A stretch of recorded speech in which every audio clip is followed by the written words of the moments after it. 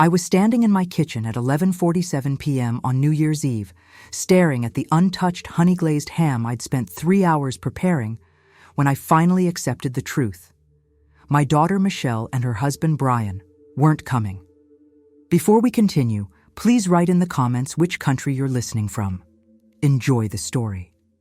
The dining room table was set for 3 with my grandmother's china, the good silverware polished until it gleamed, and candles flickering hopefully in their crystal holders. I'd spent the last week planning this evening, shopping for ingredients I couldn't really afford on my nursing pension, decorating the house with gold and silver streamers, wrapping presents that now sat mockingly under my small Christmas tree that I'd kept up just for this occasion. My name is Dorothy Washington, and at 62, I thought I knew what heartbreak felt like. I buried my husband Marcus 8 years ago after a sudden heart attack. I raised Michelle mostly alone after her. Father and I divorced when she was 12.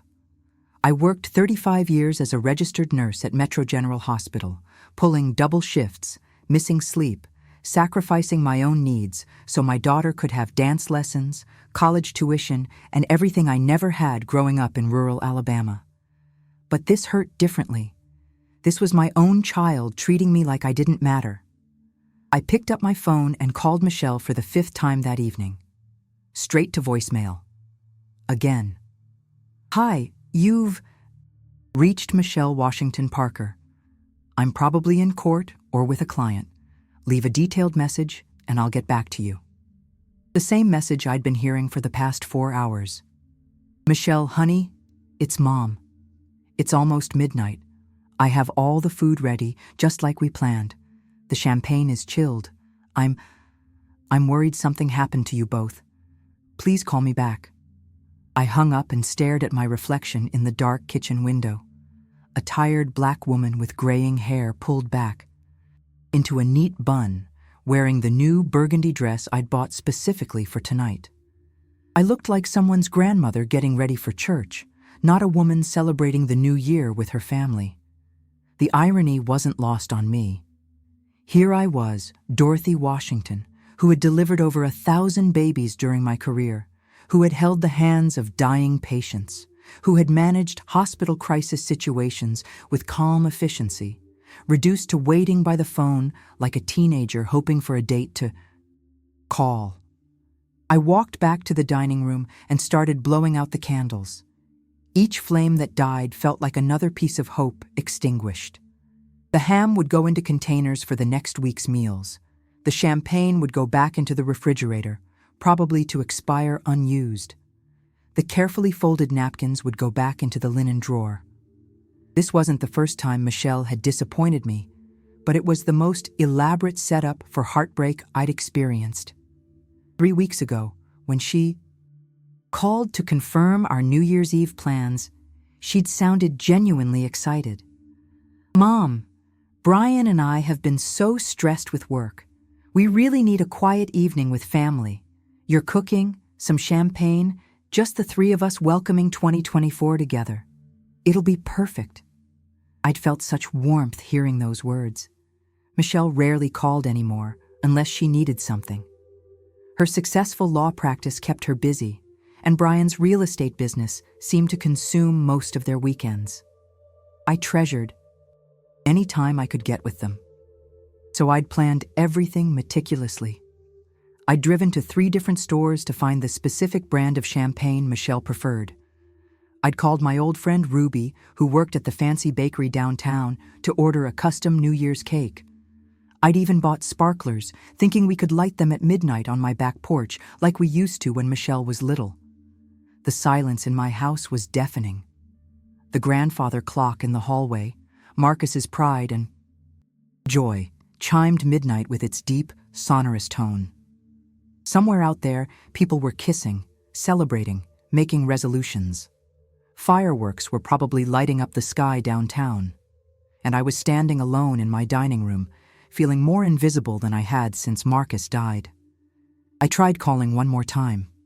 This time, Brian answered on the 3rd ring. "Dorothy?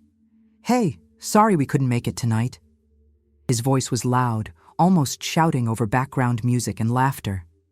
Wherever he was, it sounded like a party.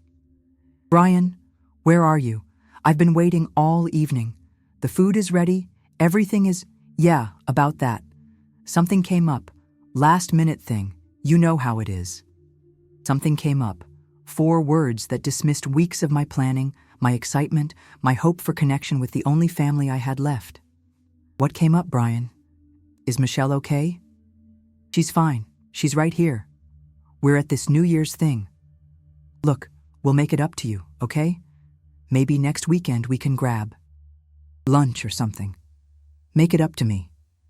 Like my feelings were a debt that could be settled with a quick meal out." "Can I speak to Michelle?" She's in the bathroom. I'll have her call you tomorrow, all right? Happy New Year, Dorothy." He hung up before I could respond. I stood there holding my phone, listening to the silence, and something shifted inside me. It wasn't just hurt anymore. It was a cold, clear recognition of how I'd been allowing myself to be treated. Brian's voice had been too cheerful, too dismissive, and that background noise, that wasn't someone's living room. That was a restaurant or club, expensive, the kind of place that charges hundreds of dollars for New Year's Eve reservations. My daughter and her husband had blown off our family evening to go somewhere that cost more than my monthly grocery budget. And they hadn't even had the courtesy to call until I'd been waiting for hours. I walked to my bedroom and sat on the edge of the bed I'd shared with Marcus for 22 years. The jewelry box on my dresser caught my attention, the same box where I kept important documents, insurance papers, and bank statements. Next to it sat the small leather notebook where I tracked my expenses and savings with the same careful attention I'd once given to patient charts. For the first time in months, I pulled out my most recent bank statement and really looked at it. Not just the balance, but the pattern of my financial life that I'd been too busy or too trusting to examine closely. There were the monthly deposits from my pension and Social Security, the modest withdrawals for groceries, utilities, and medications. But there were also other numbers that told a story I was only beginning to understand. The $2,000 I'd transferred to Michelle's account 3 months ago when she said they were having temporary cash flow issues. The $1,500 from August when Brian's real estate deal fell through at the last minute. The $3,000 from June when they needed help with unexpected repairs on their townhouse. I'd been keeping track in my notebook, the way Marcus had taught me to manage money. Next to each transfer, I'd written "Loan to Michelle and Brian" with the date. Loans that had never been repaid. Loans they'd never even acknowledged receiving after the fact. $6,500 in 6 months. More than some people made in salary. I closed the statement and looked around my modest bedroom. The furniture was old but well maintained. The carpet was worn but clean. Everything in this house was paid for, owned outright, maintained with the careful attention of someone who understood the value of what they had. My daughter lived in a trendy neighborhood in a townhouse with granite countertops and a 2-car garage. She drove a BMW. She wore designer suits to court and posted photos on social media of expensive restaurants and weekend getaways. And she was borrowing money from her mother, who lived on a fixed income. The realization settled over me like cold water. I wasn't just being neglected. I was being used.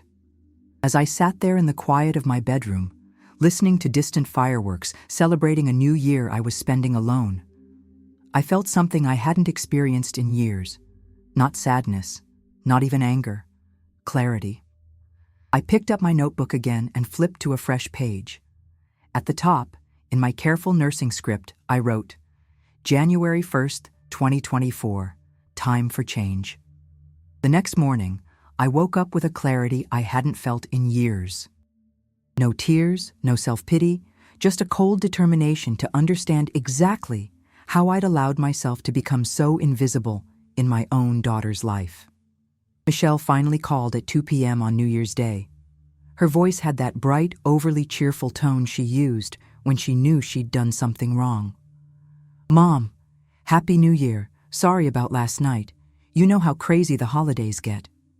Where were you, Michelle? A pause. What do you mean?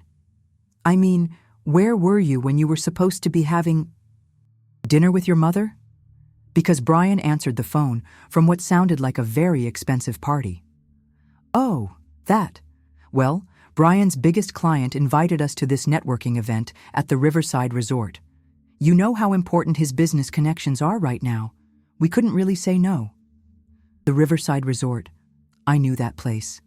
It was the most expensive hotel in the city, the kind of place that charged $500 a night and required reservations months in advance for special events. You chose a networking event over our family dinner. Mom, don't be dramatic. It's not like that. This could really help Brian's career. You understand, right? You always taught me to put my future first.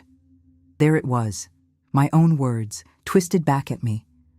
I had taught her to work hard for her future, but I'd never taught her that success meant abandoning the people who loved her. I spent $300 on food for that dinner, Michelle.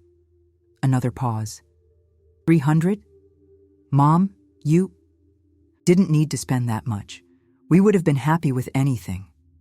Would you? I thought, because you didn't show up for anything at all. I'll make it up to you, she continued. How about lunch next week? Somewhere nice. My treat. My treat. With money I'd probably loaned her. Actually, Michelle, I've been going through my finances. I need to discuss those loans with you and Brian. Loans? Her voice sharpened. Mom, those weren't loans. Those were gifts. Family helping family. I felt my blood pressure rising the way it used to during particularly difficult shifts at the hospital. I have records of every transfer, Michelle. In my notebook, I wrote loan next to each one. We discussed payment plans. I think you're misremembering things, Mom. Maybe you should get your memory checked.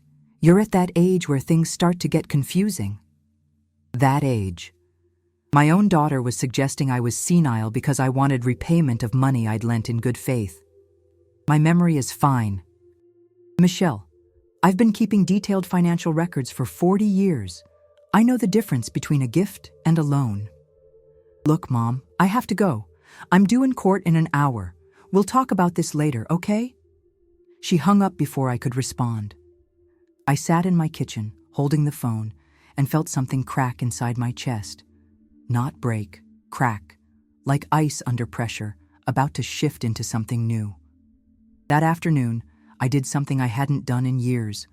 I called my friend Ruby, the one who worked at the fancy bakery, and asked if she wanted to come over for leftover ham and coffee. Ruby arrived with a bottle of wine and her no-nonsense attitude intact. At 71, she'd been my friend for over 30 years, ever since we both worked the night shift at Metro General. She in the cafeteria, me on the medical floor. Dorothy Washington, you look like somebody who finally woke up from a bad dream, she said, settling her generous frame into my kitchen chair. I told her everything. The canceled dinner, the phone call, Michelle's dismissive attitude about the money. Ruby listened without interrupting, occasionally shaking her head or making small disapproving sounds. When I finished, she was quiet for a long moment. Honey, she finally said, I've been biting my tongue about that girl for years, but since you bringing it up, Michelle's been using you. Ruby. No, let me finish. You remember last spring when you missed our church group trip to Nashville? Because you said you couldn't afford it? I nodded. I'd wanted to go, but the trip cost $400 I didn't think I could spare. That same month, didn't Michelle post pictures from some fancy spa weekend? With Brian? The memory hit me like a physical blow. Yes, Michelle had posted photos from a luxury spa resort. Massages, gourmet meals, couples treatments. I'd even commented on the photos, telling her how happy I was that she was taking time to relax. And remember when you needed that new water heater last year? You were worried about the expense, talking about getting quotes from 3 different companies, trying to find the cheapest option? I remembered. The water heater had cost me $1,200, and I'd agonized over the expense for weeks. Around that same time, Didn't Brian buy that new BMW? My stomach dropped. Ruby was right. I'd been pinching pennies while my daughter and son-in-law were living like they had unlimited funds. Funds that I was beginning to realize partly came from me. Ruby, you think they're taking advantage of me? She reached across the table and took my hand. Honey, I think they forgot that you're a person with feelings and needs, not just a bank account that loves them. That evening, I did something I hadn't done since Marcus died. I opened the locked filing cabinet in his old home office and pulled out all my financial documents, bank statements, investment records, insurance policies, tax returns, everything. Marcus had been meticulous about money. He'd grown up during the Depression, and financial security was sacred to him. After he died, I'd just maintained his systems without really examining them closely. What I found shocked me. My pension was solid. My Social Security payments were regular. But there were other assets I'd forgotten about or never fully understood. A small investment account Marcus had set up that had been growing steadily for 8 years. A life insurance policy that had paid out in addition to his work benefits. A savings account at a different bank that I'd been automatically depositing into for years without paying attention to the balance. I wasn't rich, but I was far from the poor, struggling widow I'd been thinking of myself as. According to these papers, I had over $180,000 in various accounts. My house, which Marcus had insisted we pay off early, was worth almost $280,000 according to the latest tax assessment. I was financially secure, more than secure, and my daughter, who made 3 times my annual income as a successful lawyer, had been treating me like a charity case while borrowing my money. I spent the next few days quietly observing things I'd previously ignored. Michelle's social media posts showed a lifestyle that didn't match someone struggling financially. Designer handbags, expensive restaurants, weekend trips to wine country. I also noticed things about our phone conversations I'd been too eager for connection to pay attention to before. Michelle only called when she needed something.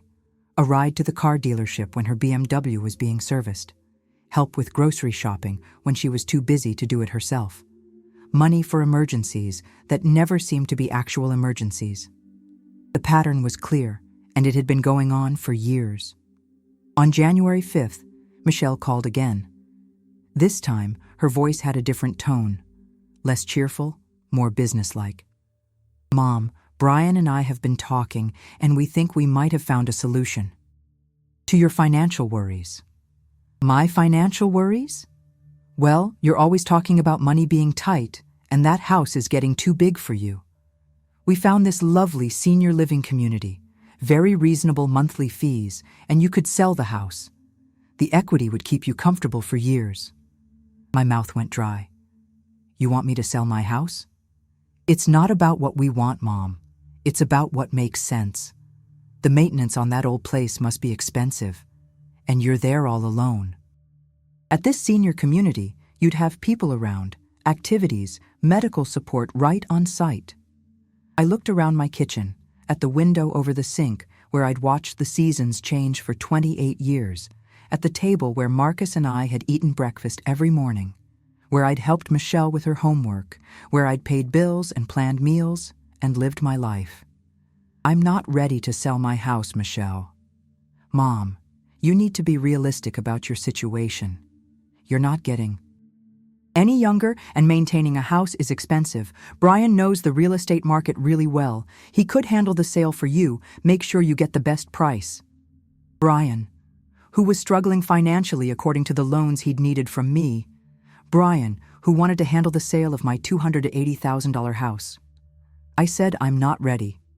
Don't be stubborn about this. We're trying to help you plan for your future. Plan for my future, or plan for theirs. That night, I made a decision that would change everything. I drove to the Riverside Resort. It was a Tuesday evening, not busy, and I had no trouble getting a table in their elegant restaurant. I ordered a glass of wine and asked my server about their New Year's Eve event. Oh, it was wonderful, she said enthusiastically. Completely sold out. $500 per person, but worth every penny. Champagne, prime rib dinner, live band, dancing until 2 a.m. We had some lovely couples celebrating. $500 per person. Michelle and Brian had spent $1,000 on a party the same night they'd abandoned me at home with a table set for 3. I finished my wine and drove home in absolute clarity about what needed to happen next. The next morning, I called the law office of James Morrison, an attorney I'd known since he was a young public defender who used to visit patients at Metro General. Now he ran a successful practice specializing in family law and estate planning. "Dorothy Washington," he said warmly, when his secretary put me through. "How long has it been? How are you doing?" "I'm doing well, James. Actually, I need some legal advice, professional advice." "Of course. What's going on?" I explained the situation carefully, clinically, the way I used to give shift reports to incoming nurses. The loans, the dismissive behavior, the pressure to sell my house. James listened without interrupting. "How much money are we talking about, Dorothy?" "At least $6,500 in the past 6 months. But I've been thinking about it, and I believe it's been going on longer. I need to go through my records more carefully." "Do you have documentation?" "I have bank transfer records and my personal notebook where I recorded each transaction as a loan. They're claiming now that these were gifts, but I have written records of our conversations about repayment." James was quiet for a moment. "Dorothy, I have to ask, are you sure you want to pursue this legally?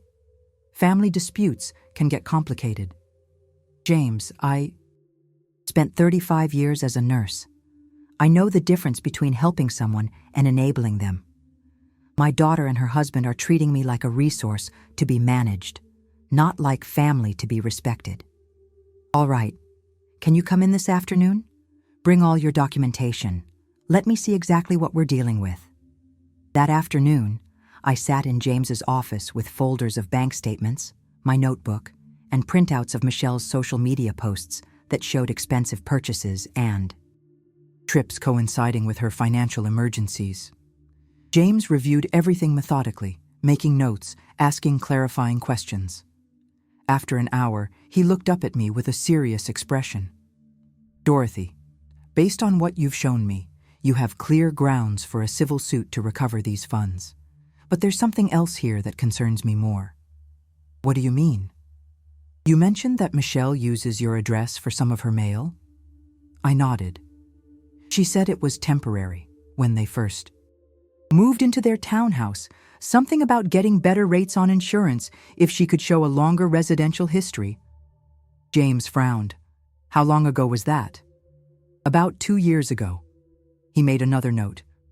"Dorothy, I'm going to look into this further, but using someone else's address for financial purposes can have legal implications, especially if she's claiming residency at your address for tax or insurance benefits while actually living somewhere else." I felt a chill run down my spine. "What kind of implications?" "Potentially insurance fraud, tax fraud, or mail fraud, depending on what she's using that address for. I'll need to investigate, but this could be more serious than just unpaid loans." When I left James's office, I had a clear plan. First, document everything. Second, establish boundaries immediately. Third, demand respect through actions, not just words. That evening, I called my bank and set up new account access codes. Then I did something I'd never done. Before, I checked Michelle's credit report. As someone who had occasionally been listed as a reference for her, I had enough information to access it legally. What I found made my blood run cold. Michelle had substantial debts, credit card balances totaling over $40,000, a second mortgage on her townhouse that I knew nothing about, late payments on her BMW loan. But the most shocking discovery was a line of credit she'd opened using my address and listing me as a co-resident. She'd never mentioned this to me, never asked my permission, and according to the dates, she'd been using this credit line to pay for some of those expensive trips I'd seen on her social media.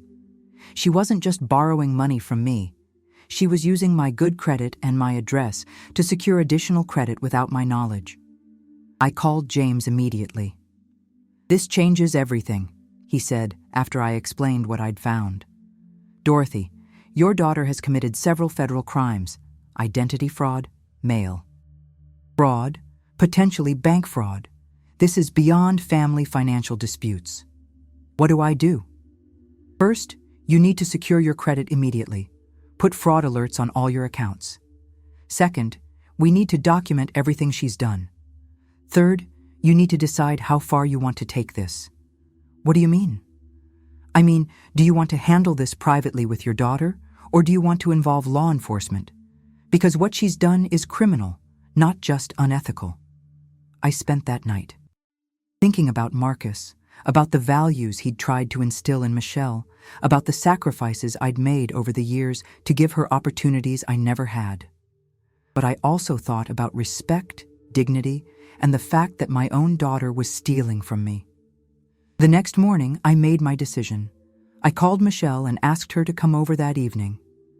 "We need to discuss our financial arrangements," I said calmly. "Both of you. This can't wait any longer." "Mom, I'm really busy this week. Can't we just handle this over the phone?" "No, Michelle. This is a face-to-face conversation. 7 o'clock tonight." Something in my tone must have gotten through to her, because she agreed. That afternoon, I prepared for the most important conversation of my life. I arranged all my documents on the dining room table, the same table where I'd waited for them on New Year's Eve. Bank statements, credit reports, loan documentation, and a folder with James Morrison's business card prominently displayed. On top, I also did something that felt symbolic. I took down all the photos of Michelle and Brian from my living room and put them in a box, not throwing them away, but not displaying them prominently either. This house was my sanctuary, and I was tired of being surrounded by reminders of people who didn't respect me. At exactly 7 o'clock, they arrived. Michelle looked annoyed, checking her phone constantly. Brian seemed nervous, which told me he probably knew more about their financial situation than he'd been letting on. "Mom, what's all this about?" Michelle asked, gesturing to the papers on the table. "Sit down, both of you." They sat, and I remained standing. Somehow, that felt important. "Michelle, do you remember what I taught you when you were little about telling the truth?" She rolled her eyes. "Mom, I'm 35 years old. Can we skip the life lessons and get to whatever this is about?" "This is about the $6,500 you owe me. This is about the credit account you opened using my address without my permission.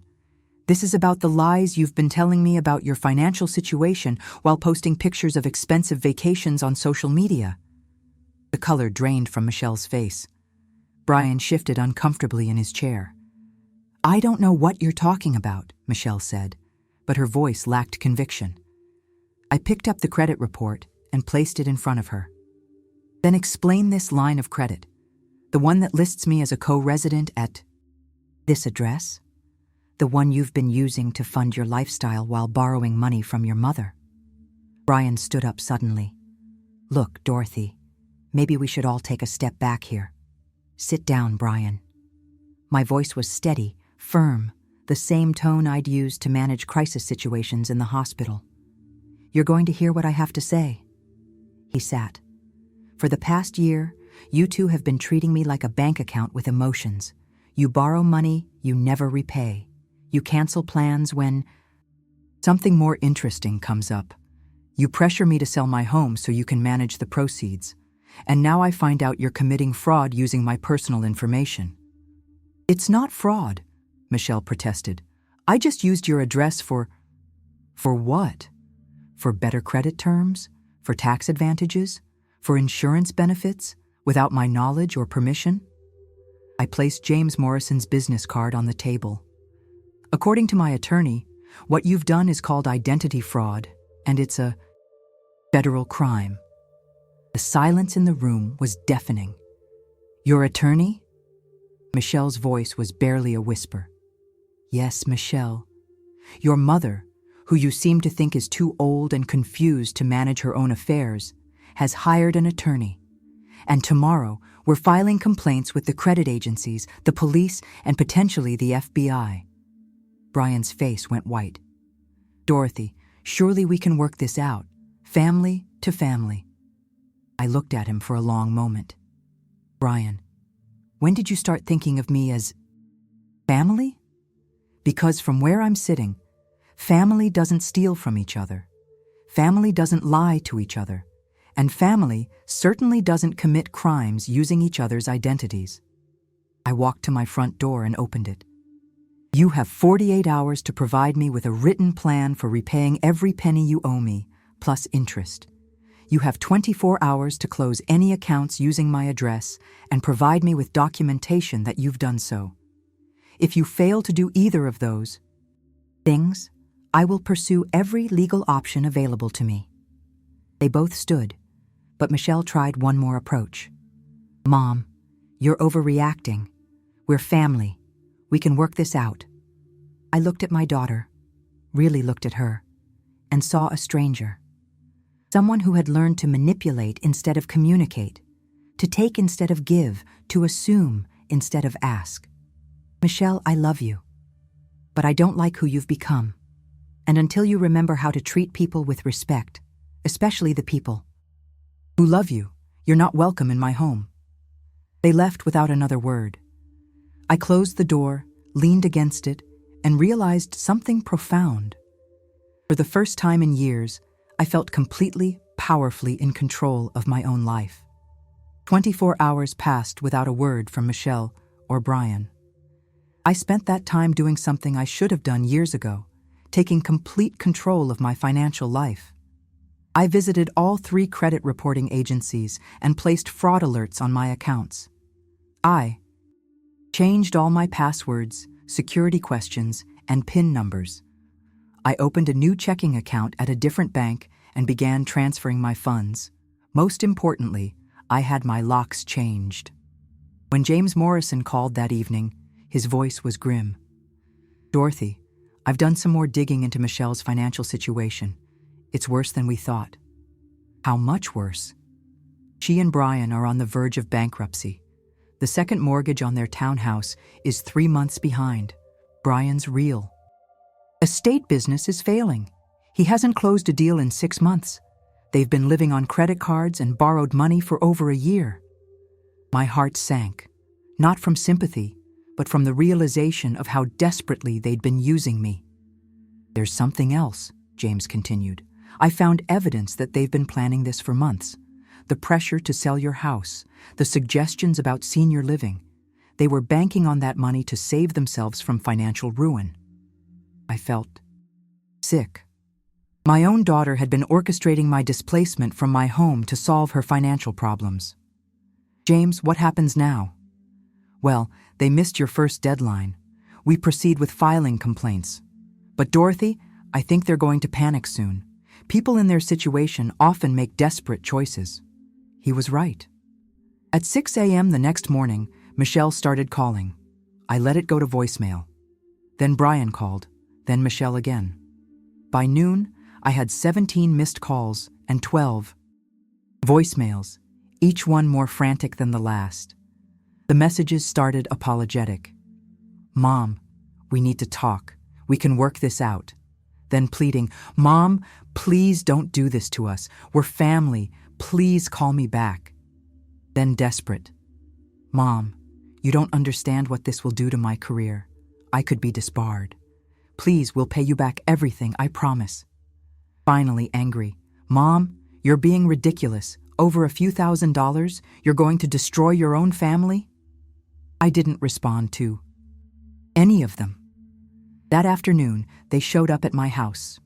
I watched through the window as they rang the doorbell repeatedly, then pounded on the door. Michelle's voice was muffled but audible through the wood. Mom, I know you're in there. Open the door. We need to talk. I called James.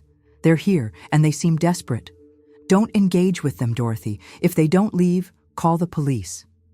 They finally left after 20 minutes, but I could see them sitting in their car at the end of my driveway, waiting. That evening, Ruby came over with dinner and moral support. "Honey, you've got more strength than I gave you credit for," she said, setting up plates in my kitchen. "But you need to be careful. Desperate people do desperate things." She was right to worry. At 11 p.m., I was awakened by the sound of someone trying my back door. I looked out my bedroom window and saw Brian creeping around my yard with a flashlight. I called 911. "This is Dorothy Washington at 847 Maple Street. Someone is attempting to break into my house." The police arrived within minutes. I watched from my window as they confronted Brian, who tried to explain that he was just checking on his mother-in-law's security. The officers were not impressed with his explanation, especially when they ran his name and discovered his financial troubles. They gave him a warning about trespassing and told him to stay away from my property. The next morning brought a new development. Michelle called from a different number, probably thinking I wouldn't recognize it. "Mom, we need to meet today. This has gone far enough." "Michelle, I gave you clear instructions. Have you prepared a repayment plan? We need to discuss this in person. Meet me at Riverside Diner at noon." Something in her tone made me wary, but I agreed. I called James first. "I don't like it," he said. "But if you're determined to go, don't sign anything, don't agree to anything, and leave immediately if you feel uncomfortable." I arrived at the diner early and chose a table near the front window where I could see the parking lot. Michelle and Brian arrived together, and I could see the strain on both their faces. Michelle looked like she hadn't slept in days. They slid into the booth across from me, and Michelle immediately launched into what sounded like a prepared speech. "Mom, you're right. We made mistakes. We took advantage of your generosity, but you have to understand. We were desperate. Brian's business hit. Some rough patches, and we thought we could handle it without worrying you. So you committed fraud instead?" Brian leaned forward. "Dorothy, technically what Michelle did wasn't—" "Brian, stop." I held up my hand. "I've spoken with attorneys, bank officials, and credit agencies. I know exactly what laws were broken. The question now is what you're going to do about it." Michelle reached into her purse and pulled out a folder. "We've prepared this." She slid papers across the table. I looked down at official-looking documents. At first glance, they appeared to be some kind of repayment agreement. But as I read more carefully, I realized what they were really trying to do. "This is a power of attorney document," I said quietly. "It's to protect you, Mom, to make sure your finances are managed properly. We've realized that maybe you shouldn't be handling complex financial decisions on your own." I stared at my daughter in disbelief. After being caught stealing from me, committing fraud, and lying repeatedly, she was trying to convince me to sign over control of my finances to her.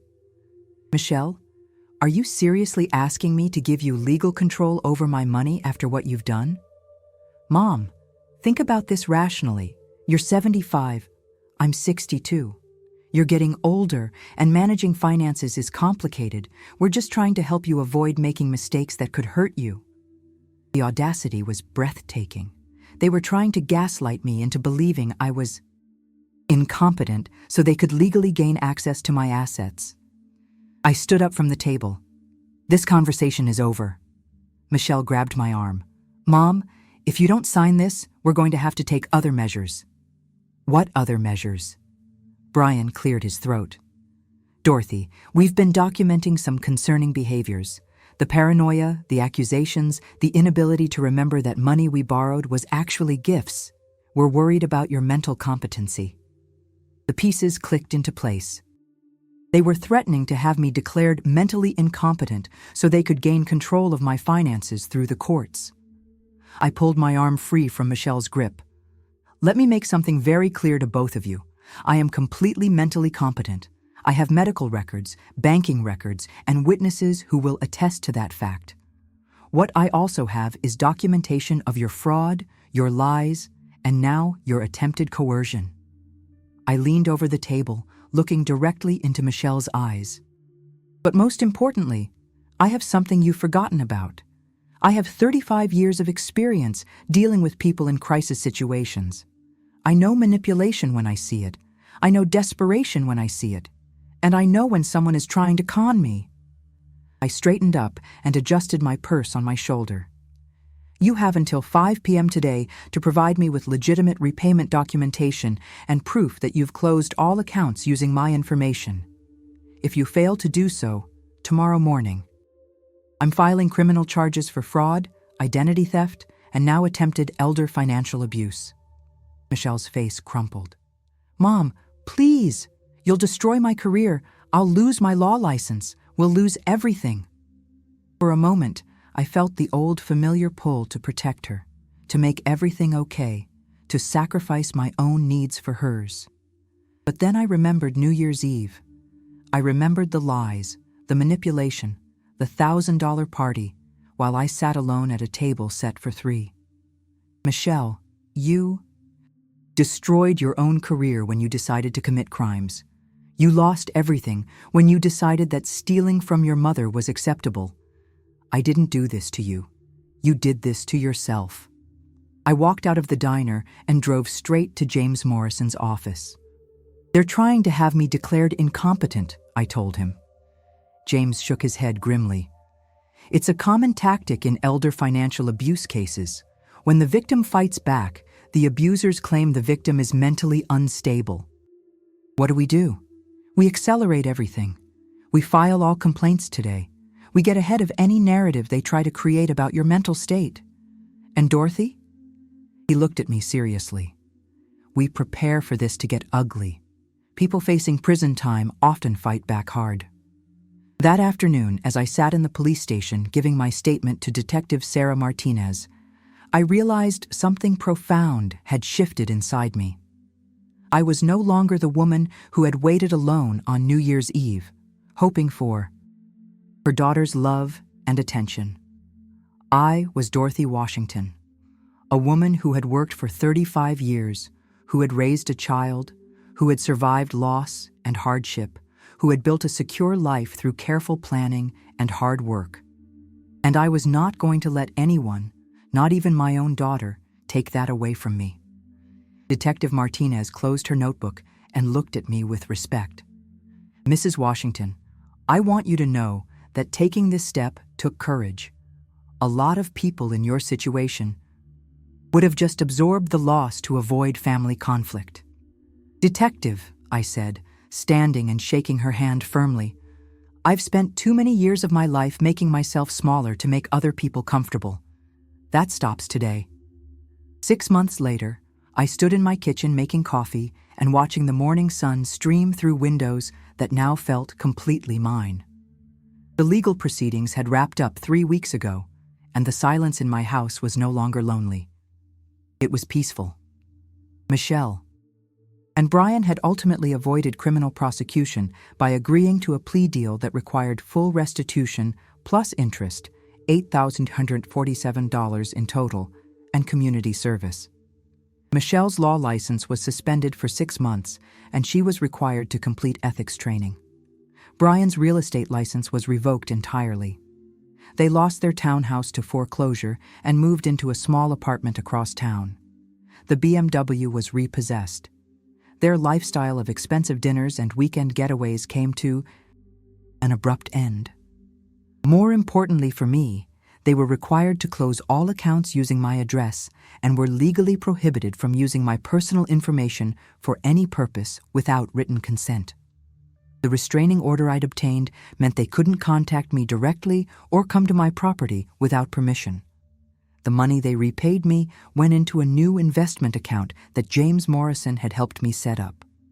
Combined with my existing savings, I now had over $195,000 in secure, diversified investments. My house was not only paid off, but had increased in value to $295,000, according to the latest appraisal. I was, by any measure, a financially secure woman. But the real transformation wasn't in my bank account. It was in how I saw myself and how others saw me. 3 months ago, I'd started volunteering at a legal aid clinic, helping other seniors who were facing financial abuse from family members. Detective Martinez had suggested it, and I discovered I had a talent for recognizing the signs of manipulation and helping victims find their courage to fight back. "Mrs. Washington," said Elena Rodriguez, a 73-year-old woman whose son had been stealing her Social Security checks. "I don't think I can do this. He's my only child." I took her hands in mine, the way I used to comfort patients' families in the hospital. "Elena, loving someone doesn't mean allowing them to hurt you. Sometimes the most loving thing you can do is set boundaries that force them to change." 2 weeks later, Elena's son entered a treatment program for gambling addiction and began making payments to repay what he'd stolen. Elena moved into a senior apartment complex where she made friends and joined a book club. She sent me a photo of herself smiling at a community barbecue with the caption, "Thank you for helping me remember who I am." That was the thing about this whole experience. It had reminded me who I was. Not just Michelle's mother or Marcus's widow or a retired nurse living quietly on a pension. I was Dorothy Washington, a woman with intelligence, resources, and the hard-earned wisdom to use both effectively. Ruby and I had resumed our friendship with new depth. She came over every Tuesday for dinner, and we took turns cooking. Last month, we'd gone on that Nashville trip we'd talked about for years. I'd paid for both of us without a second thought because I could afford it, and because sharing joy was infinitely better than subsidizing manipulation. "You know what I love most about the new Dorothy?" Ruby said one evening as we sat on my back porch with glasses of wine, watching the sunset. "You don't apologize for taking up space anymore." She was right. I'd stopped apologizing for having opinions, for setting boundaries, for expecting to be treated with respect. I'd stopped making myself smaller to accommodate other people's selfishness. The hardest part, of course, was the complete estrangement from Michelle. We hadn't spoken since the legal proceedings ended. I knew through mutual acquaintances that she and Brian were struggling financially, that she was working as a paralegal while her law license was suspended, that they were living very differently than before. Part of me, the mother part, wanted to reach out, to help, to fix things. But I'd learned the difference between love and enablement. Love meant hoping she would learn from this experience and become a better person. Enablement would mean rescuing her from the consequences of her choices and allowing the pattern to continue. James Morrison had become not just my attorney, but a friend. He stopped by occasionally to check on me, and last month he'd brought his wife and teenage daughter for dinner. Over dessert, his daughter asked me about my work at the legal aid clinic. "Mrs. Washington, do you ever feel bad about prosecuting your own daughter?" I considered the question carefully. "Sweetie, I didn't prosecute Michelle. I held her accountable for her choices. There's a difference. When someone you love is drowning, sometimes you have to stop throwing them life preservers and let them learn to swim." James nodded approvingly. "Dorothy's become one of our most effective advocates for senior rights. She's helped over 30 families in the past few months." That was true. Word had spread about my story, and I'd started speaking at community centers and churches about financial elder abuse.